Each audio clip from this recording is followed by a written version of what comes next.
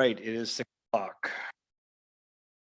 The City of Glendale Common Council is now in session. Everybody please stand for the Pledge of Allegiance, which I will lead. I pledge allegiance to the flag of the United States of America and to the republic for which it stands.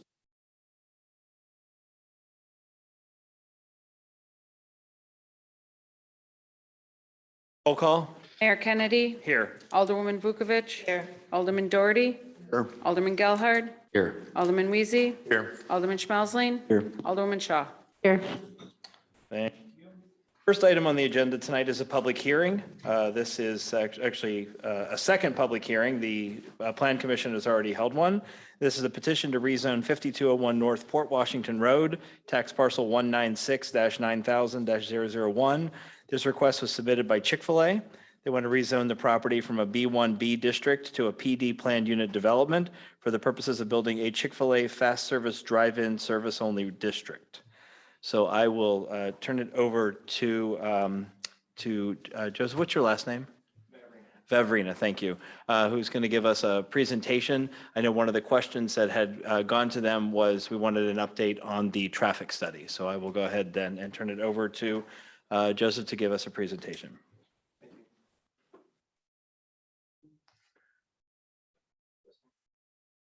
Here we go. There you go. Yep. Share my screen real quick.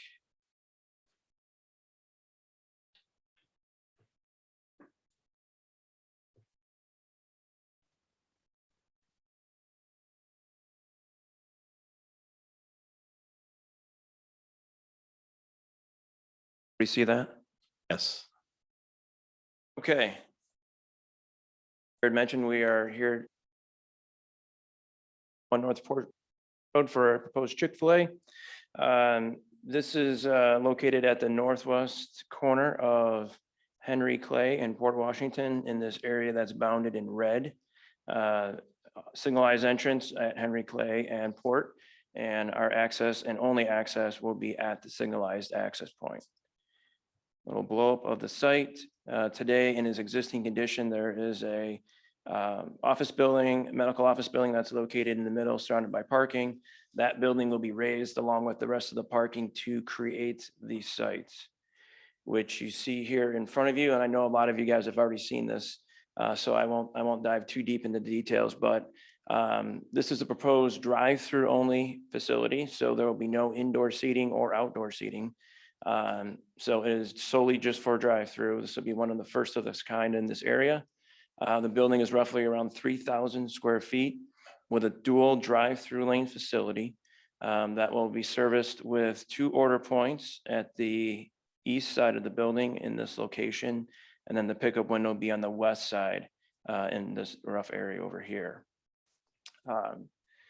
Trash enclosure will be located just roughly out in front of the building, easily accessible, as well as a small parking lot out in front for the team members.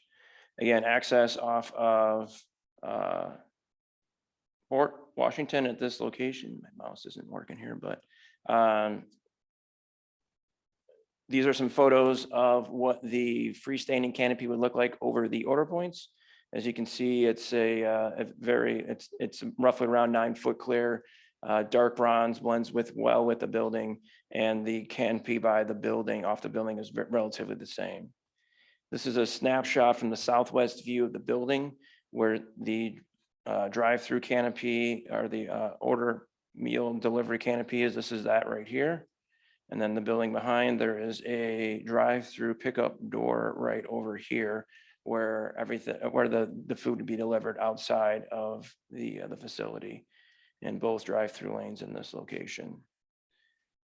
The elevations that are on screen here are slightly different than the ones that you've seen in the past. Really, the only differences is just the red metal panels, the white brick and the dark charcoal gray are just a little bit different. For the most part, it's still the same all brick building with the red brick, red metal panels. They're just in a little bit of different orientation. So this is the west and the east elevation, and then this would be the south and the north elevation. So slightly different, but again, same style bricks that we're proposing before. Floor plan, roughly the area in red here is the kitchen. And then this would be I'll call the cockpit area where all the food is prepared and out through the drive-through door.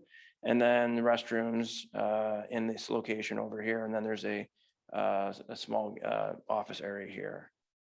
Will the public be allowed? Could you go back to that one Yep, slide? sure. Will the public be allowed at all in that green area? Because I know you said you'd be open for like DoorDash and Uber Eats and some of those delivery services, as well as for orders on the app that can be carried out. Correct. Actually, that's a great question. And I know Jason's online from Chick-fil-A. Since seeing this is a brand new concept, I don't want to misspeak, so I'll let him answer that one at the end if that's okay. Okay, thank you. Overall, we are also proposing some off-site improvements. Currently today, there is no left turn lane into this facility. So we're proposing to add a left turn lane right here. And that will allow for protected lefts that would come into the site. With the signal timings would be retimed, and a left arrow would also be added because there isn't one there today.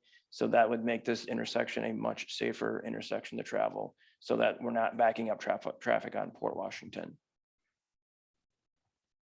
Landscape wise, the site will be attractively landscaped with a host of deciduous trees, evergreen trees, ornamental shrubs, as well as grasses and perennials, so to provide year-round interest as well as screening. And the sign, the freestanding sign we're proposing is a 10-foot sign that would be out front.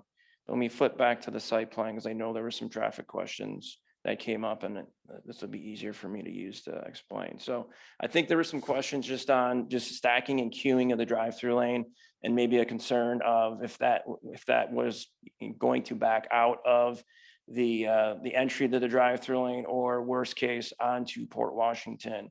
I think there may have been some observations of maybe the Capitol store in Brookfield, which is one of Chick-fil-A's busiest stores. And as part of our traffic study, our traffic consultant actually went out and did a queuing analysis for both the Capitol store and the Brookfield Square store. So they looked at both sites on a midday peak as well as a PM peak, and really looking for timing. So when a customer would place their order, how long did it take for them to actually pick it up? And much to their surprise, the time from order placement to pickup in Brookfield Square was 30 seconds. It was 20 seconds at Capitol. So based on those timings, they added a little extra fluff just in case they weren't working on, at actual prime. So when they looked at their analysis in the study, they looked at 45 seconds from the time they placed to the time they picked up. And based on the anticipated traffic for this location, the drive-through would not even make it out of the entry, let alone the parking lots. There would be excess capacity in the drive-through lane to handle it based on those timings. And the one thing I'd also like to point out that's different with this location and the proposed drive-through configurations is different than Capitol and Brookfield. Capitol and Brookfield is an older prototype and an older layout, which it's dual drive-through up to the order points, but then it necks down to a single lane. This is a dual lane all the way through. So again, this is a newer initiative that was born out of COVID for Chick-fil-A, but the intent is that it's going to speed it up even faster than what Capitol's doing. So there'll be team members out, and this is during peak hours. There'll be team members out at the order points as well as the pickup window that'll be taking orders on iPads or digitally. They'll also be taking payment at the order points, either via a cashless transaction or there is a cash option. And then when they get to the pickup window, they can receive orders in both lanes, not only the inside, but also the outside to keep things moving forward or fluid through that drive-through lane. The other initiative that neither Capitol or Brookfield has Brookfield Square has is a drive-through door. So that is, let me flip to the elevation here to show you what that looks like. You can kind of see it here. Actually, let me get to the elevation. This is the drive-through door here. So this acts like a regular pickup window in non-peak times, but when the peak time or the peak rush comes through, that actually turns into a door, which allows team members to take even more orders outside of the cockpit. So it makes things a lot more efficient. Rather than trying to grab a few through a window, they can actually have team members coming in and out of the building through that door, making it even faster. So, based on everything that was observed at both Brookfield and Capitol, we feel that this location will work just fine with the operations of the drive-through. If it was just a single lane, but the dual lane, it's going to be even better. And there's no expectation that there'll be any backups that'll be coming out of the entry of the drive-through lane. So with that, I wanted to turn it over to Jason, just in case he wanted to add anything, and then I'll offer it up to you guys for any questions. Yeah, can you guys hear me okay? Give me a thumbs we up can. if you can. Great. Mr. Mayor, good to be before you again tonight. I'm sorry that I couldn't be there in person. My desire was to be so, and unfortunately my schedule didn't work. So glad for the Zoom opportunity to join you tonight. I just wanted to sort of address the question at hand regarding how the meal delivery area works, as well as just make, Jody did a great job, by the way. One thing I would say is that this is a drive-through only restaurant, but it also serves mobile customers as well as third-party delivery. So I don't want that to be missed. So while a good chunk of our parking spaces will be used for some team members, we will also have parking spaces available for curbside delivery for those who prefer that type of meal delivery service. And so Joe, if you could flip to that plan that shows the green area that was in question. There we go. So you'll notice that the cockpit, as Joe called it, is the green area, and it essentially has two sides. So we call it our meal fulfillment area, which Plan North, obviously all of the drive-through transactions will take place through there.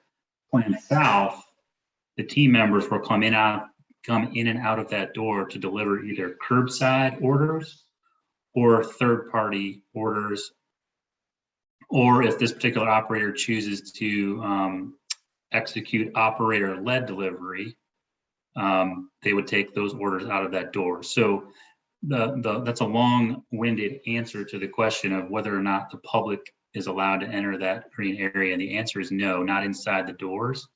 But the public is serviced out of that door depending on how they choose to receive their meal. Thank you. Any other questions from members of the council before I open the public hearing? Alderman Schmelzling?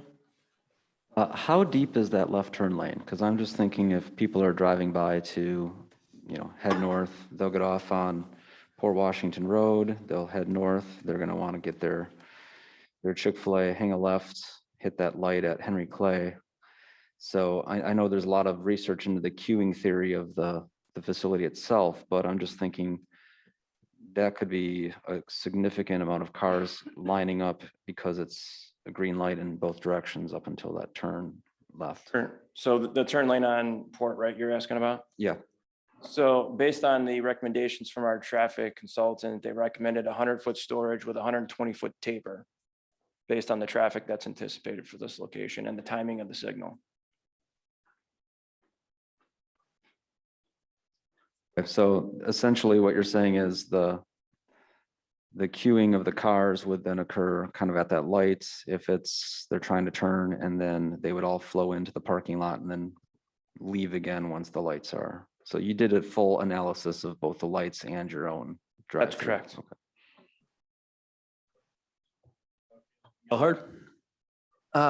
Looking at this map that you have here, are those parking spaces on I guess that would be the east side there, next to the drive-up lanes?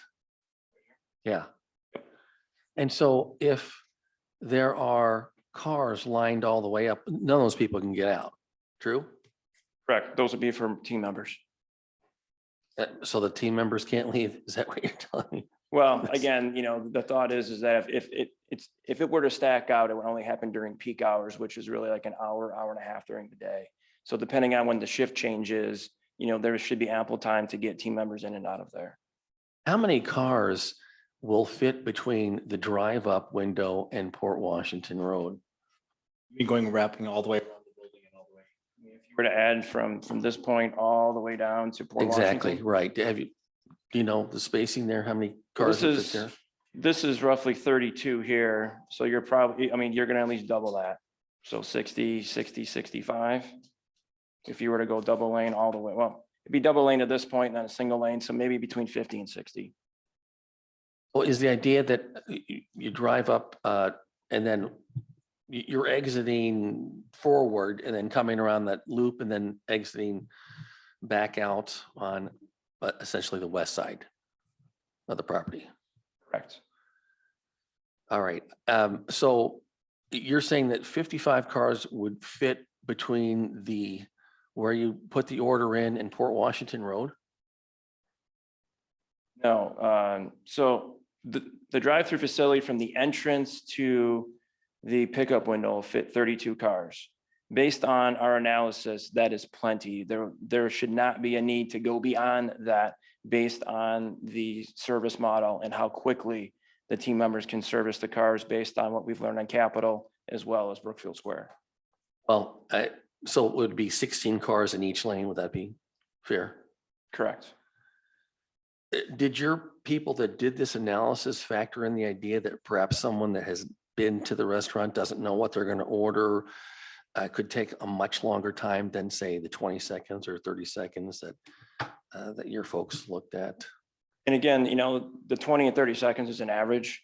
So, based on the amount of study that they did, if there is someone that is taking additional time, there's the other lane that's going to keep moving. So again, based on what we've seen in the past, we haven't seen that issue come up. If I could add to that, also, the beauty of having the team members outside is that they're able to be fluid with the vehicle. So if someone pulls up and they're having a hard time making a decision, there are times when the team members will ask them to pull up to help fill that gap as well, so that they're not stuck in a stationary location. And it just helps keep the flow moving.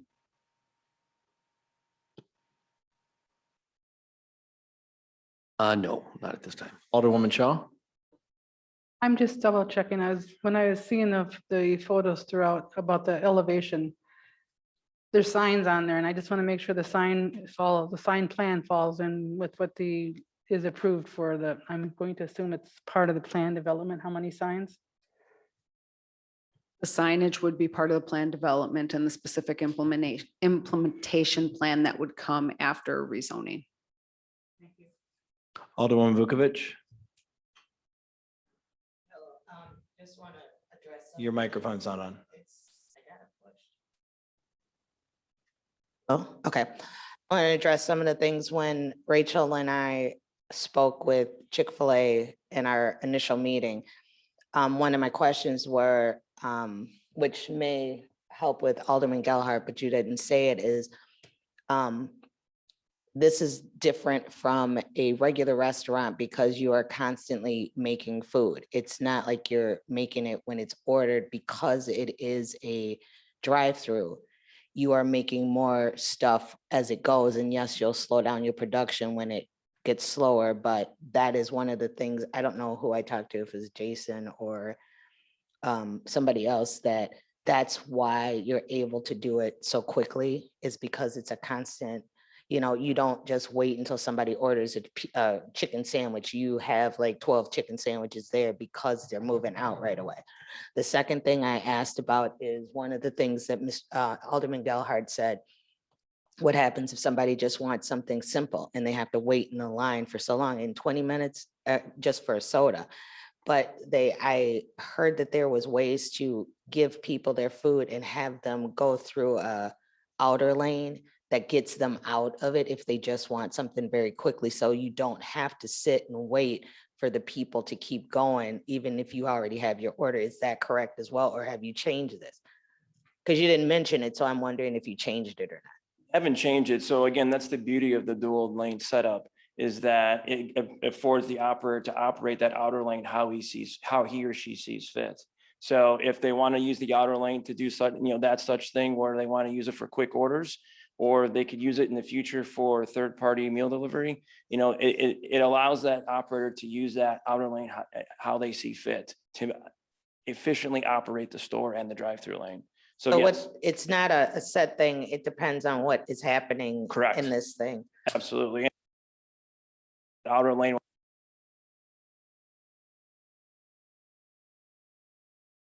Have you speak into the Delineate. microphone? Because the folks on the Zoom can't hear you. Oh, sorry. Yeah. You can see the delineators, what those will look like, these yellow posts here. So during non-peak times, that outer lane will sometimes shut down. And those delineators will weave traffic in and out to, again, make it as efficient as possible. And then when it's the peak hours, then both lanes will be open, or however they see fit to most operate efficiently. Thank you. Alderman Weezy? Thank you. Can you advance to the traffic flow diagram, please? Site plan? That one. Up, back. There you go. Okay. Now, the vehicles in this area, many areas, are no longer real small vehicles. And on Port Washington Road, there does not appear to be, now this isn't exactly the diagram, the one that you showed where the turn lane is. Oh, sorry.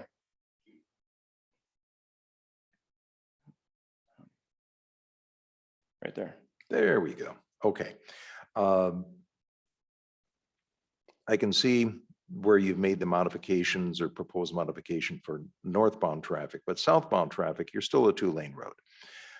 Does not appear to be a cut for a turn in that area, a turn lane. And I can foresee where you have a driver that has a large vehicle that turns in and inadvertently blocks the exit lane. All right, and then the people can't get out, can't get in, or conversely, somebody is leaving the property, turning to would be the left, if you will, and blocks the entry lane. So I can see traffic backing up on Port Road very quickly in that instance. What provisions have you guys made for a scenario of that nature? Sure. So one of which, the entrance is wider than your typical 24-foot wide entrance. It's 35 feet wide.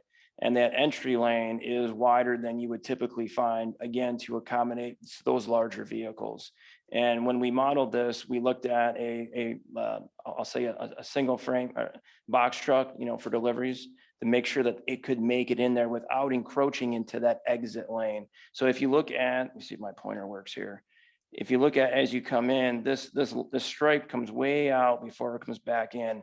That's again to accommodate that larger wheelbase vehicle, for making that, basically, you're going to make the 180 that's going to come into that site. So again, there should not be a situation where, a vehicle gets stuck and is blocking the exit. Because again, this is a wider than typical access, and we've made the provisions to widen this out so that there's that turning template that you can get that longer wheelbase through. Well, my point is that the wider vehicle would be coming in from Port Road, not onto your property, but prior to entering that, where they cut the turn and they swing too wide, and they're still out in about where the text block is. Right up, here, I'm pointing to the screen. Can you see that? Yes, that one. I can foresee a vehicle or two stacking up in there, and then you've got traffic backed up. Because then, once you've entered the property, yes, you do have a wider turning radius. That's very clear. But it's prior to that I can foresee challenges.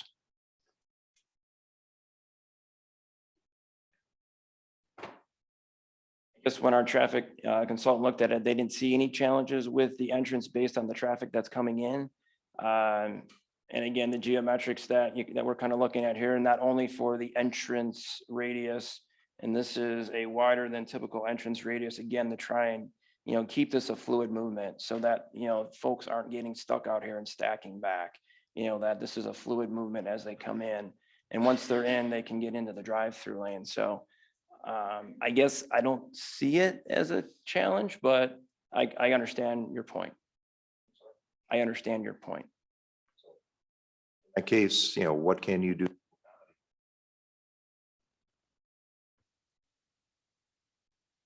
I'd just like to mention, I know what you're referring to because I have one of those BA trucks.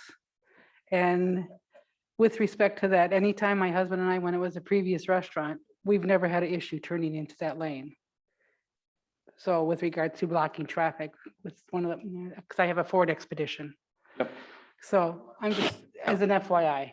Any of the scenarios I'm hearing are things we're going to experience the first 2 or 3 weeks when you're just going to have 3 times the volume you will have once the restaurant's established and the novelty of it is has worn off. Right, and everybody learns how to maneuver and enter the site efficiently. Right. The first couple of weeks, we're going to have all of these same scenarios everyone's mentioning, but I don't picture them happening after you're into a steady rhythm and it's no longer a brand new restaurant that people are unfamiliar with. Yeah. Yep. Alderman Vukovic. There, okay. The other thing is, I think you're making kind of not a molehill with the traffic that's on this street. I think I'm the only one that lives south of Silver Spring. I travel this street every single day for the last 9 years.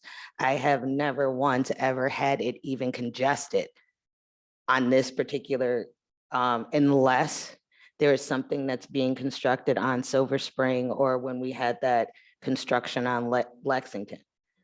I travel it every single day that I leave my house because I usually don't like driving down Silver Spring. So I really believe when this comes, and I go both ways, even when what is that, Noodles and Company first opened up, there was a slight congestion by Noodles and Company because it was a novelty, but it lasted maybe 2 weeks and then it was back to normal. So I understand, people will look at it and say, oh my God, this is gonna hurt. Now, I am all about the traffic. That's why Chick-fil-A did not get my vote the last time, because the traffic was too hard on Richter and Port. This is a different scenario where there is no residential here. There is it's a business across the street and there's a dealership across the street, but there's not flowing traffic coming out of any of those businesses all the time, 24/7. So that's the only thing I would tell you. All right. Any other questions from members? Before I open the public. Alderman Schmelzling. Not for our guest, but more for Chief Ferguson. If there is traffic backups, what happens? Just. Yeah, like let's say we're having traffic getting backed up on southbound or the left turn lane is not long Well, enough. quite frankly, let's say the most likely scenario would be traffic is backed way up going southbound on Port Washington. Say Right. there's way too many cars. We'll park a squad car there and people won't get into Chick-fil-A until the thing goes down. We just send them down the street. It can go around the block again until the queue subsides. It's a slight delay on getting dinner, but they'll be able to get it. Thank you. All right, Alderman Weezy. Yeah, thank you. One of the things that we, to counter to a degree what Tamika said is that we are approaching some very heavy construction on I-43. The big project just about Capitol Drive is about to start. Well, it is started. You can see the new bridge going in, but in a couple of years, there's going to be reconstruction of 43 from Silver Spring north to Grafton. And I'm afraid that there's going to be a significant increase on Port Road at that. But as long as the chief has assured us that they'll be there if there's traffic backups, rather, don't want to cause any accidents, that's all. I'm sorry, when is this scheduled to be, if everything goes the way you want it to go? When is it scheduled to be construction to start and when it finished? A start would be spring of next year, 22, and finish would be fall of 22. Alderman Gelhard. Briefly, and I forgot to ask this when it was on my turn last time, but if you needed to modify the property to add another drive-in lane, would it be possible with the restaurant being constructed as it is? Third lane on the Yes. outside? No, there wouldn't be. There's just not enough room to fit a third lane on the outside. All right. I'm gonna ask one last question that just came to my attention. Something I just thought of. I have been at Chick-fil-A's before where large church youth groups have pulled in like oversized vans or small buses because other locations all have a dining room. will you have signage that says like, you know, something along the lines of no buses? Because I know a lot of times we do get bus traffic that gets off the freeway and pulls into the McDonald's or pulls into some of the other restaurants along Port. And you really don't have the ability to accommodate, but I know that Chick-fil-A is a place that particularly a lot of church youth groups will want to stop. Actually, I'll let Jason handle that one. Jason? Yeah, sorry, it took me a second to come off of mute. So that's really going to be an operator decision. We don't have like a standard corporate protocol for that. But that's something that the operator can choose to do, however he or she sees fit. And I think similar to your point earlier, Mr. Mayor, we may get some oopsies at first until people understand what this restaurant is and what it isn't. And so we'll do our best to divert those as best we can. But I think over time, folks will learn that it's a drive-through only type restaurant and there's really not an opportunity for sit down here. Okay, thank you. All right, one last call. Alderwoman Shaw? With respect to what you were just asking, Mr. Mayor, again, I'm a sign person. Is there going to be a sign where I didn't notice, but I wasn't looking for it either, that it's going to be a drive-through only? Is it going to be identified on the building? I apologize, I didn't see.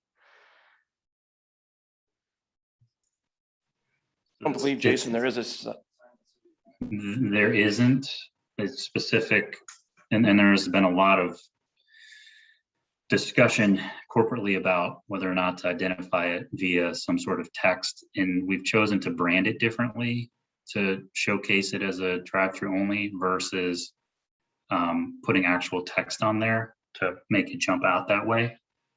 And so what you'll notice is that the building materials and the makeup of the materials and the colors are just look a little bit different than a typical Chick-fil-A. And so we've chosen to differentiate it in that way versus text on the building. I understand that, but those individuals that will tell you I've never eaten at a Chick-fil-A. I know it's popular, but me as a newbie on something like this, is it going to be identified on your app then? Because I do use apps. Yes. As a drive-through only. Well, you will only have the service channels available on your app that are available at the store. Okay, because like I said, I apologize. I've not eaten at one, but with respect, that's for me, I wouldn't realize it's a drive-through only just by the coloring because I've not been there. So that's why I ask. All right, any other questions from members of the council? All right, I'm going to go ahead then and open the public hearing. Tonight, we are hearing from the public about the petition to rezone 5201 North Port Washington Road from a B1B district to a PD planned unit development district to allow Chick-fil-A to build a fast service drive-in service only restaurant. So I will open up to the public. Is there anyone in the council chambers that wishes to speak to in the public hearing about this particular project? Okay, can I ask you to stop sharing your screen? You have the only microphone for the public. So I'm gonna have to ask you if you'll take a chair in the audience then, and I will let folks from the public come up.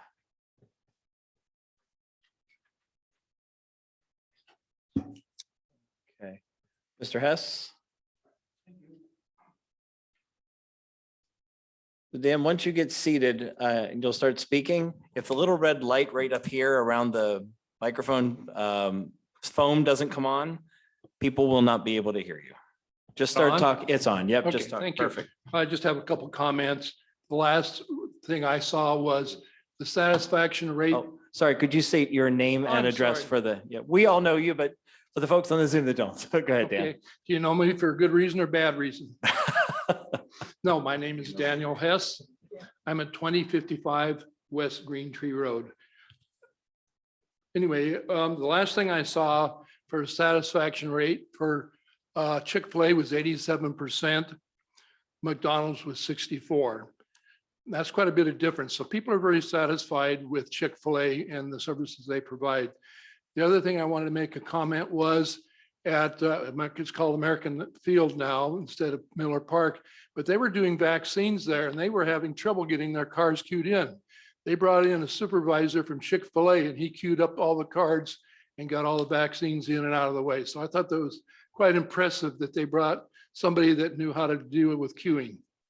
So that was early this year. So that's all I have to say. Thank you. Thank you, Mr. Heth. Anyone else in the audience that wishes to speak on the Chick-fil-A project?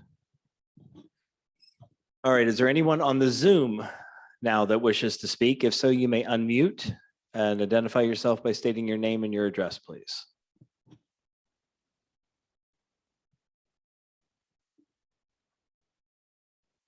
And a second call. Anyone wishing to testify in the public hearing?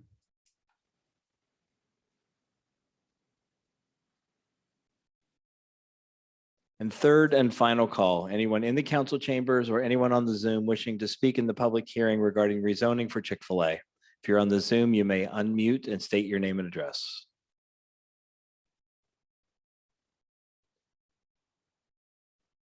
All right, hearing no further comments from the public, I would entertain a motion from the council to close the public hearing. So moved. Moved by Alderwoman Shaw, seconded by Alderman Gelhard. All those in favor of closing the public hearing, please say aye. Aye. Opposed, no. Motion carries. The public hearing is now closed.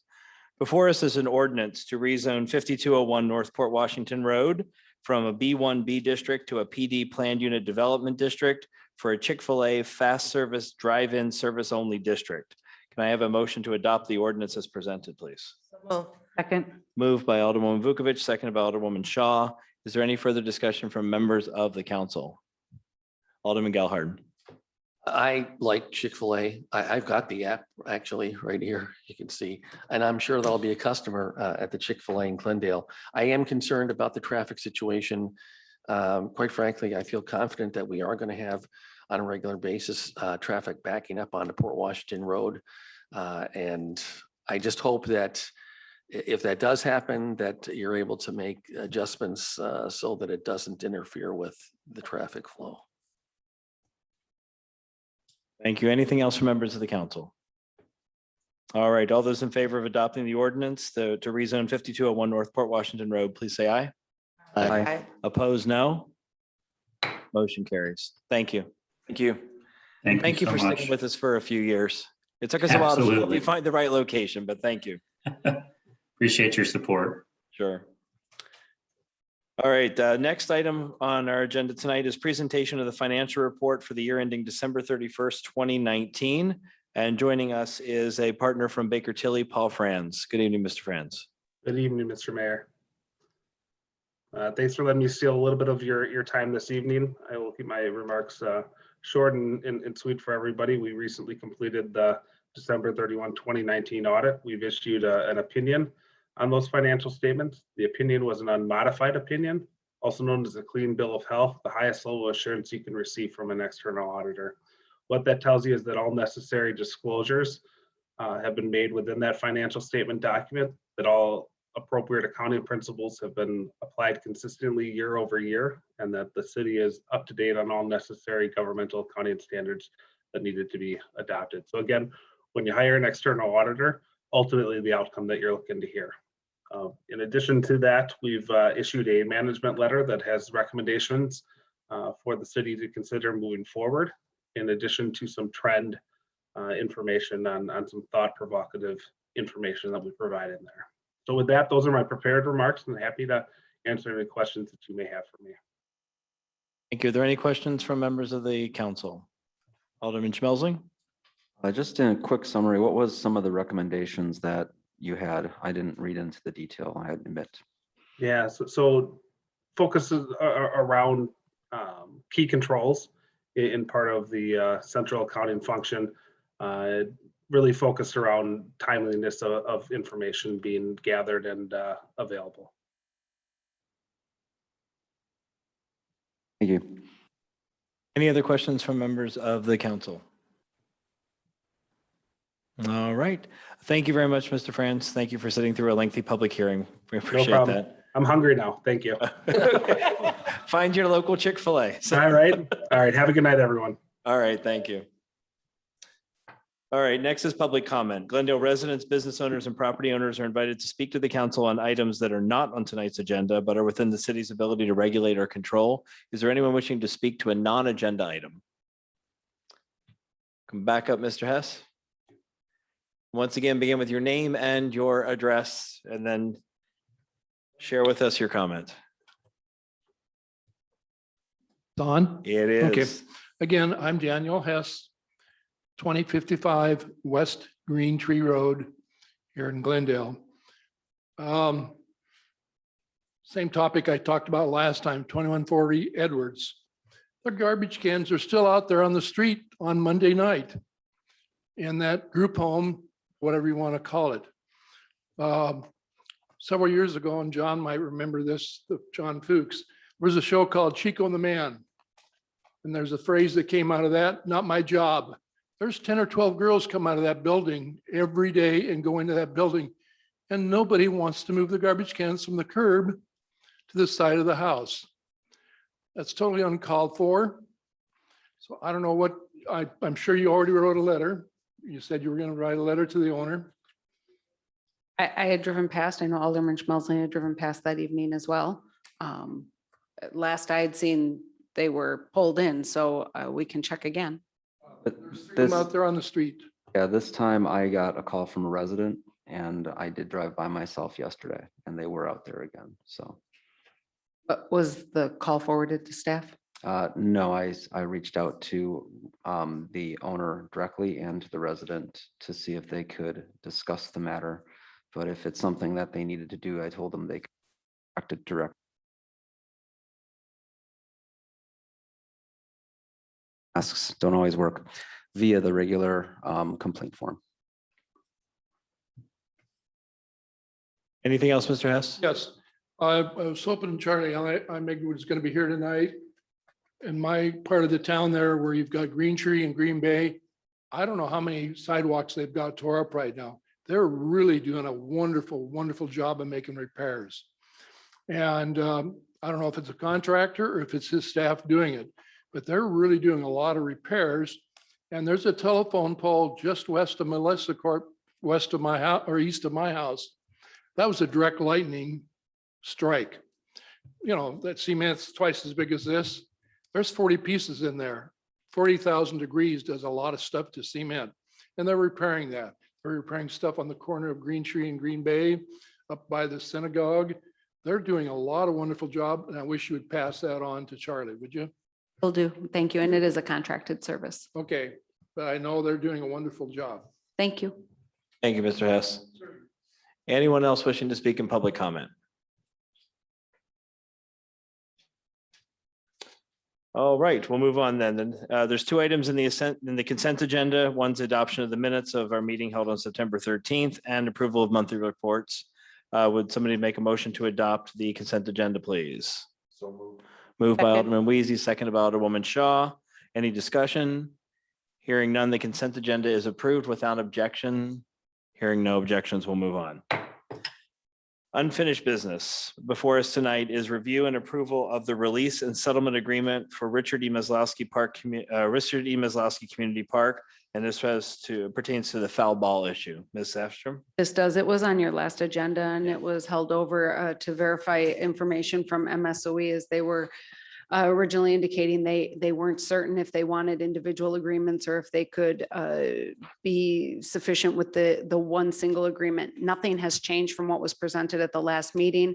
MSOE, Nicolay, and Kumro Automotive all met with the city and came to the understanding of how this would continue forward. Nicolay and MSOE will split the cost of the carports being placed at Kumro Automotive.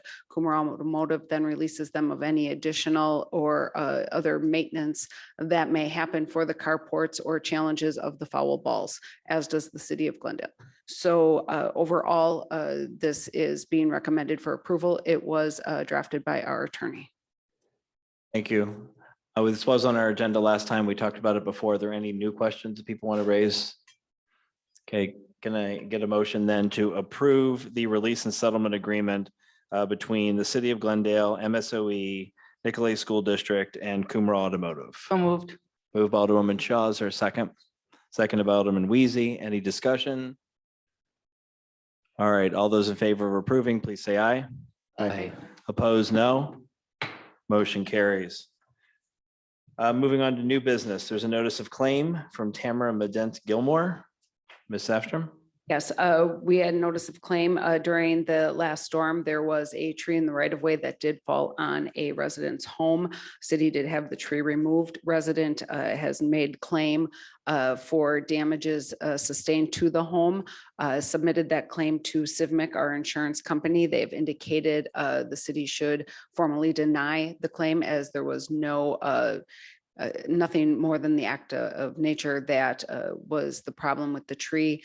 It wasn't that the tree was dead or that it was a malicious act or negligence on the city's part. And so they are asking us to deny the claim.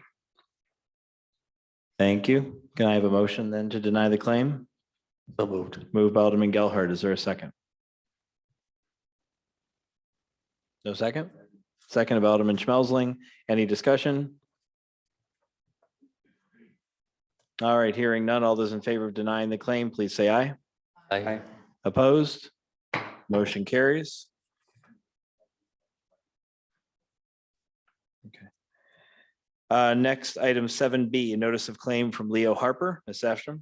A similar situation, other than this was a situation where Mr. Harper was driving on Range Line Road, hit a dip in the road where there was a turn valve for the water turnoff. No damage to the water turnoff. There wasn't any damage in the street. It was just something that hit wrong, is our understanding. Mr. Harper's asking for claim. And again, Civmec has indicated that there does not seem to be any negligence by the city and that we should be denying the claim. Thank you. Can I get a motion from a member of the council to deny the claim, please? Moved by Alderman Wheezy, seconded by Alderman Gelhardt. Is there any discussion from members of the council? Alderman Schmelzling. As this person's in my district, apparently, I'm just curious, we didn't have any repairs to the road or anything thereafter, so the road seemed perfectly fine as it was. Correct. Thank you. Any other discussion? All those in favor of denying the claim, please say aye. Aye. Opposed, no. Motion carries. Next, item 7C is a resolution designating the public depositories for the city of Glendale, the Glendale Water Utility, authorizing withdrawal of city and utility funds of the city of Glendale. With the departing of Ms. Green from the deputy treasurer position, we needed to redo the public depository resolution, which authorizes finance director, deputy treasurer, mayor, and city administrator authorization for check signing and access to public funds. We do require 2 signatures on everything. Therefore, adding Deputy Clerk Treasurer Nicole Mauer and replacing Ms. Green is appropriate with this resolution. A motion to approve the resolution? So moved. Moved by Alderwoman Shaw. Is there a second? Second. Seconded by Alderman Doherty. Any discussion? All those in favor of approving the resolution, please say aye. Aye. Opposed, no. Motion carries. Next item is item 7D, review and approval of planned development agreement for 555 West Estherbrook Boulevard, the Fresh Group Limited or Malio Companies. Ms. Safstrom? This has been the end of our long process. This is the final development agreement with Malio Group regarding the purchase of the Old 4 property. The planned development agreement has all of its attachments and was there for your review. Was reviewed by a city attorney and is in our possession, signed by Mr. Malio. So we recommend approval. Thank you. Comments or questions from members of the council? I have a motion then to approve the development agreement, please. Moved by Alderman Vukovic. Is there a second? Second. Second by Alderman Doherty. Any discussion? Yes, I misspoke. Attorney Fuchs wrote it. Oh, okay. Didn't review it. He wrote the development agreement. Okay. I gotta give credit where credit's due. Yeah, Author, not editor. Got it. right. Sorry. All right. All those in favor then of approving the development agreement, please say aye. Aye. Opposed, no. Motion carries. Okay, next, consideration of resolution approving the 2022 North Shore Fire Department fees for service schedule. This is an annual event from the North Shore Fire Department to authorize their 2022 fire department fees. The schedule is attached. They need 5 of 7 municipalities to approve the schedule. Along with the fee schedule, they show the difference between 2021 and 2022. Majority of these fees do end up with insurance companies and are paid that way. Also, for further clarification, there was a memorandum from the fire chief as well. We do recommend approval. Thank you. Any questions? Can I have a motion then to approve the resolution approving the 2022 North Shore Fire Department fees for service? So moved. Moved by Alderwoman Shaw, seconded by Alderwoman Vukovic. Any discussion? Hearing none, I'll call for a vote. All those in favor of approving the resolution, please say aye. Aye. Opposed, no. Motion carries. Next item for consideration is a resolution authoring an exception to the levy limits for charges for the North Shore Fire Department pursuant to 2005 Wisconsin Act 484. Yes, this resolution is also an annual resolution that all 7 communities need to approve in order for any of the communities to utilize it. Not all of the communities utilize the additional tax levy increase. The city of Glendale has used it for the last 3 years. It is intended with the budget presented that we would utilize it again. It is extremely helpful as our tax levy for the following year is anticipated to increase. I want to say, I think our net new construction was 0.31%. So that is about half of where we were last year's, if I recall correctly. So we do recommend approval of this and the other communities to approve it as well so that we can utilize that tax levy increase. Thank you. Is there a motion then to approve the resolution authoring an exception to the levy limits for charges for the North Shore Fire Department?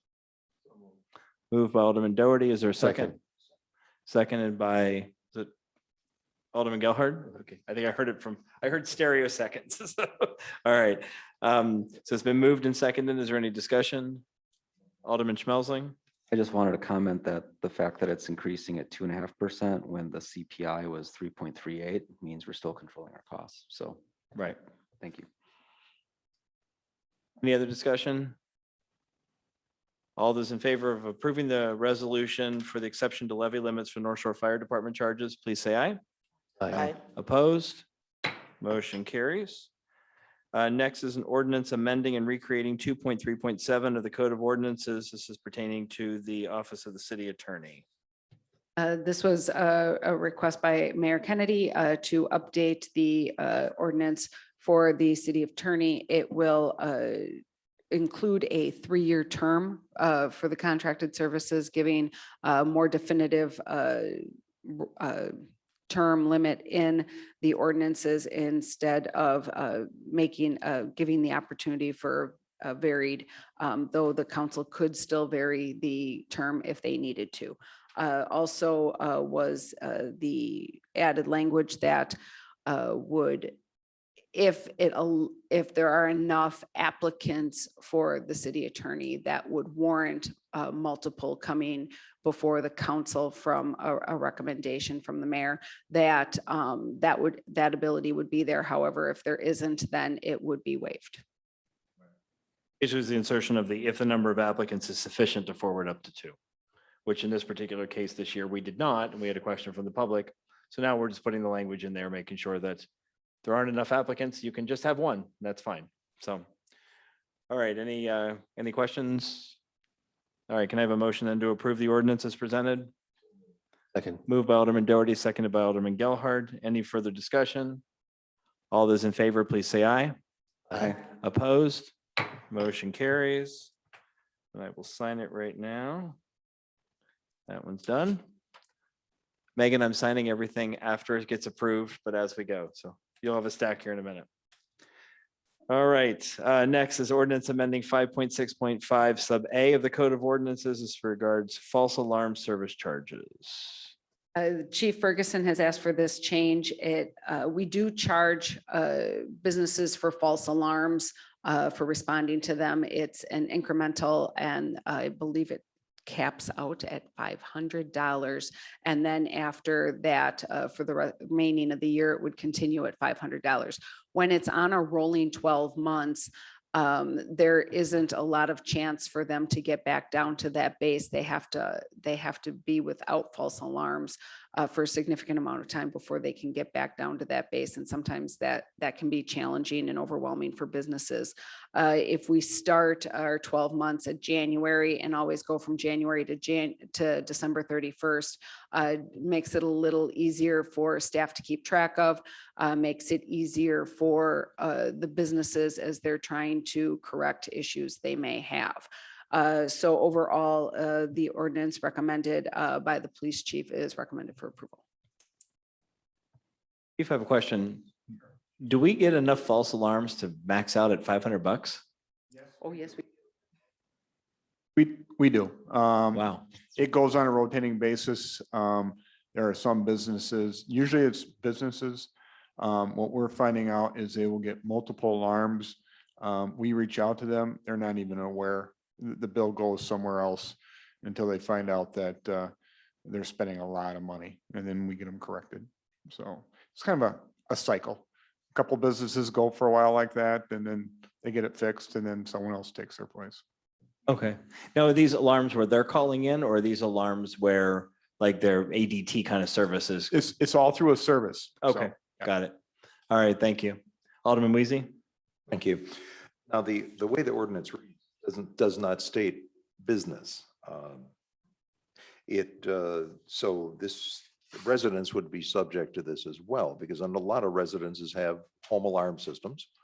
And I have one in my home, and years ago when my kids came home, they goofed and we had a visit from some friends in blue. So does this apply to residential as well as business? Yes, it's business and residential, but basically we're not seeing too many residences get up to that $500 mark. So the challenge with the large amounts are usually with businesses. All right, seeing no one else wishing to speak, I'll ask for a motion then to approve the ordinance amendment regarding false alarms. So moved. Moved by Alderwoman Shaw, is there a second? Second, Second by Alderman Schmelzling, any discussion? just a typo. You already turned the typo over though? They already have it? Read it. It's the end parens in the third row and paragraph A. I see it. Thank you. That's it. Thank you. All right. So that typo's been corrected. All right, any further discussion? All those in favor of approving the ordinance, please say aye. Aye. Opposed? Motion carries. The next item then is to schedule a special council meeting via Zoom for the purposes of adopting a resolution regarding the North Shore Library. We are scheduled to talk about an update of North Shore Library agreement negotiations in closed session. I'm actually going to pull a portion of that out into open session. I would. Add a agenda item that says you're going to set a date to talk about it in public. And then you've got an agenda item that says the council is going to talk about it in closed. You don't have an agenda item saying you're going to come out of closed and pick up business and open. You've got some language about return to your regular order. But the problem with doing that is you can't tell the public, we're going to talk about this in public on a future date, but then you talk about it now. You just misled the public as opposed to an agenda that reasonably apprises the public. Sorry, I jumped out there so fast. I didn't. Okay. Well, I mean, Apparently I startled easy. I apologize. we are not voting on anything tonight. Right. And so as I've been very clear with the North Shore Library agreement that I will not put it before this council until the other three communities have approved it first, because we've been down that road a number of times and it's never been pretty for the city of Glendale. But I guess I do have a concern, this special meeting is we have this discussion of when are we going to hold this meeting, and the fact that it's only going to be held over Zoom. I want to make sure the public has an opportunity to be present at that meeting and to hear the details of the agreement. Because as of this point, they have not had an opportunity to hear what is in the agreement unless they want to look at Fox Point's webpage, because Fox Point's already approved it. And now that it's already been approved by Fox Point, I guess I don't know why we can't have it available to the public in the city of Glendale until we have a special meeting that's held over Zoom where the public can't be there. I'm Or I'm it not can only be arguing, there. I'm not arguing that point, Mayor. In fact, I occasionally make the comment, I don't invade policy, and yet they always overlap. If I've been around 36 years, I would put this library as one of your 4 top issues that the city has ever faced. And my feeling that you really shouldn't do it tonight actually relates to why I agree with you. You shouldn't do it by Zoom either. When you've got one of the top 5 issues in the last 40 years, don't take my comment that I don't think you can do it tonight as meaning that I'm thinking the Zoom thing's a great idea. I don't. I think you're going to have a crowd and all that sort of thing. So I want to make sure that my comment isn't misconstrued to say that, well, no, just do it by Zoom. I think you'll have some tick. Are we willing to schedule it for Wednesday evening, and knowing that there's going to be considerable discussion and presentation at the Glendale level, but you don't make a vote until I get messaged that the other 2 votes happened on Wednesday night? Fox Because Point's already approved it. Fox Point's- Bayside and River Hills are scheduled to For approve it. Wednesday night. Okay. So if we also met Wednesday night, the council chambers is open. The challenge with Thursday night in the council chambers is municipal court. And I can't put a time on how long that will take. Unfortunately, I would love to. So if we could have, we could start at 6:30, 7. When do the other 2 villages meet? 6 PM on Wednesdays. my Both start at understanding. 6? That's my understanding. So if we were to meet Wednesday at 7 and I start can- our meeting, And hopefully, before it would be time for take a vote, I can get them to message me and tell me what their decisions were. So you have that knowledge prior to taking a vote. Would that be acceptable? that would be acceptable to me, but I want to make sure everybody else's Right. schedule is available, Right. that you're available for an in-person meeting Wednesday night at 7 o'clock. And we can publish the information and put out the agreement and everything with the agenda. That's not an issue. I mean, I may ask. Yeah, yeah, We are still talking about this Wednesday, correct? correct. That's like 2 days' notice for the public. Well, it Am I- can. It can happen, can. but should it happen? so, and I think part of it is that I plan to, when we leave this meeting, post on social media about what was approved in Fox Point and what would be before us, so that the members of the public are aware of what the resolution that Fox Point approved looks like and what ours will likely look very similar to. And we can announce the meeting once this meeting is adjourned so that it gets out to the public. I believe by the state statute, we have to give 24 hours notice, which Correct. means if Megan and Rachel get it published tomorrow morning, that we're going to meet Wednesday night, we will meet the state statute, but we could get stuff out on social media tonight that we're going to meet. And this is what this is what's before us and before the other communities as well. And I'm happy to do that tonight to make sure that it gets out at least over social media, which will reach many of our members and give them at least 48 hours notice that we're meeting again on Wednesday. But we've already had a public hearing where we heard from the public regarding a Glendale only library or a North Shore library. They know about the Bayside proposal. And so I feel like there have been at least there's been enough information out there that we're not springing any new details on people. So that would be my thought. Alderman Schmelzling. I think nobody's seen that agreement other than some of us in this room, unless you're trolling Fox Point, which I do that every night. I don't know what you guys just trying to say. So I guess I just think potentially the 29th might be a little bit early if we're actually considering taking action on the agreement as well as a resolution. So maybe we don't necessarily have to take action. We can always, have the meeting and see what everybody says and the likes. So I think that's fair, but I'm just saying it seems very short to take any action, but I guess we could always take action on any motion, but thank you. That's my general thought. Alderwoman, I asked those exact same questions today for Rachel and she gave me some clarity. I mean, and she could probably talk on this, but there is I said, what's the rush? And one of my concerns was, I thought that the public had options. They had one option and they really didn't understand. I didn't feel like they understood that option at the first public hearing. But I think whenever we have this meeting, which is on Wednesday, it has to be saying, this is what the recommendation of the library board said. This is our option, and telling whatever details we can tell within the scope of what we know for sure. And then like laying those two down definitely on Wednesday. And then have people, because I think I'm okay with it because I actually talk to Rachel every Monday to go over agenda stuff and stuff that I don't understand. And that was one of the things that I had a concern with. The other thing is I think, am I clear on this, is that we have, the reason of the time is because if we're not willing to do some of this, then the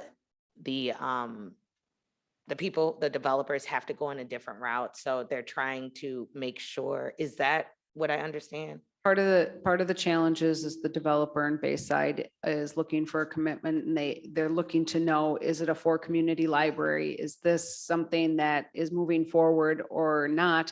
If it's not a for community library, will the three continue to move forward without Glendale? One of the questions is then, if not, are they going to rescope their development? That I'm not certain. I don't know what those negotiations or statements were.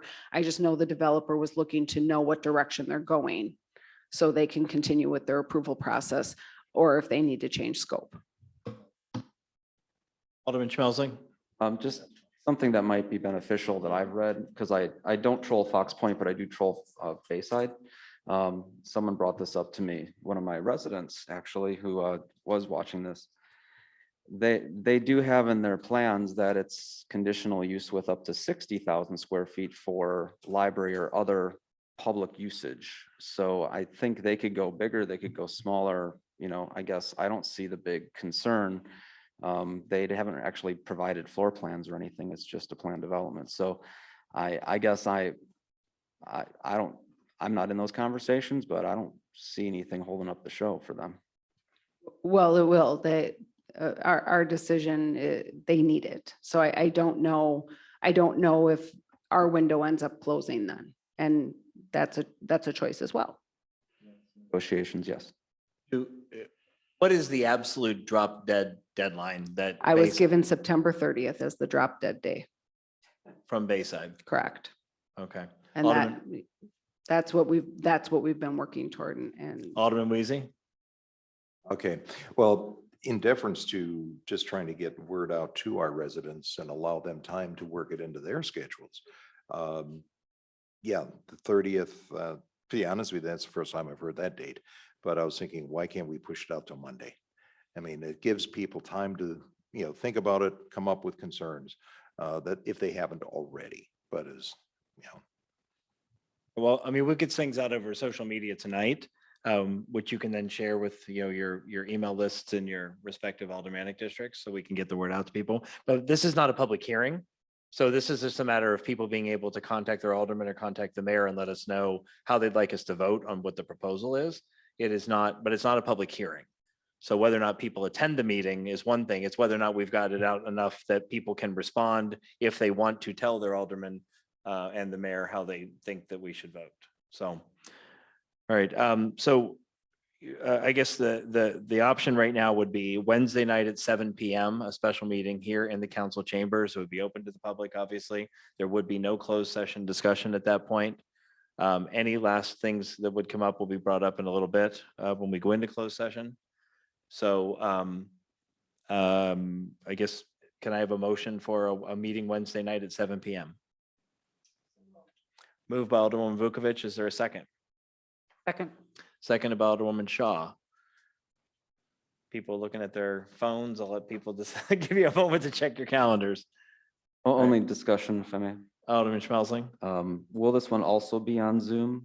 It'll also be available on Zoom. It'll be just like this. Okay, hopefully I can make it. My father-in-law just had surgery, and so I will have potentially the need to do one of those special being remote. Alderman Weezy. Right, so that means that if perchance, yeah, I may have a conflict getting here as well. That means, so we would be able to attend and still be a legal meeting via Zoom. That's authorized through the code. So yes. Thank you. But can vote be, Yes. Yes. You approved that in your ordinance Yeah, when but we I- approved. I'll Yep, talk about it remotely. another time, 'cause I Mhm. asked the same question 2 weeks ago, so go ahead. Our meeting last week where I couldn't be here and we had you chair. That had to do with like I couldn't, from where I wasn't in a position to be able to chair the meeting, but you were I here. asked Yeah. when I was supposed to miss 2 weeks ago, and we said that the only time you will be able to vote is if you're sick and you can't make it, because I was out of town.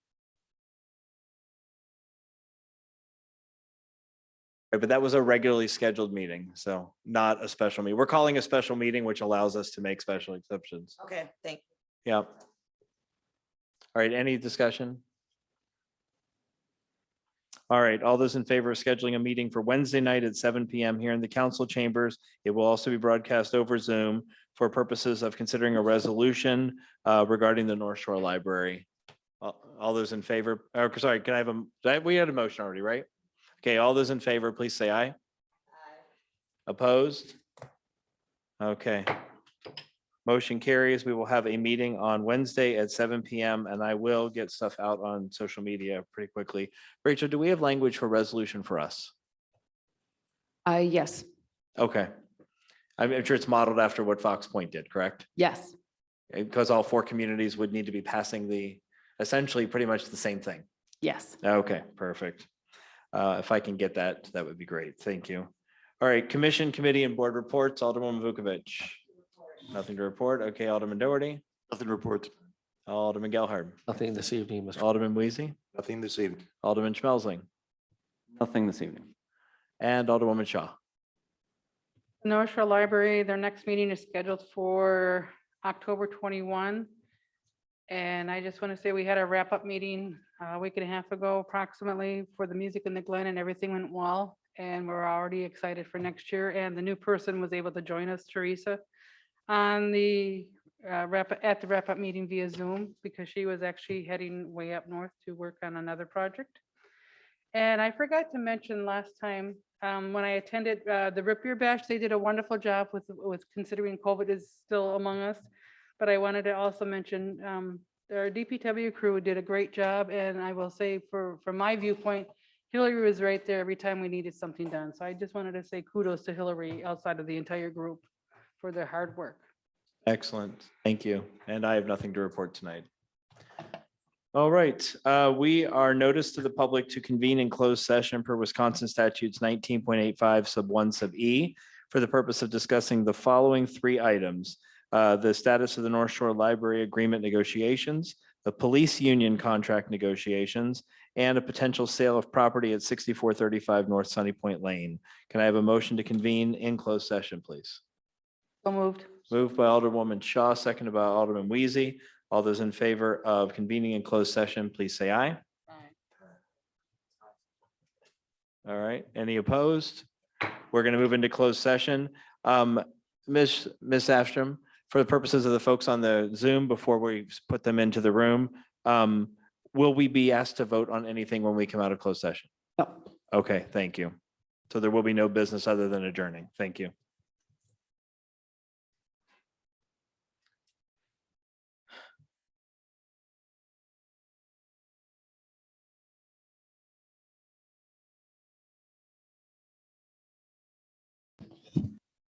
An open session, and I would now entertain a motion to adjourn. Moved by Alderman Schmelzling. Seconded by Alderman Gelhardt. All those in favor of adjourning, please say aye. Aye. Opposed? We stand adjourned.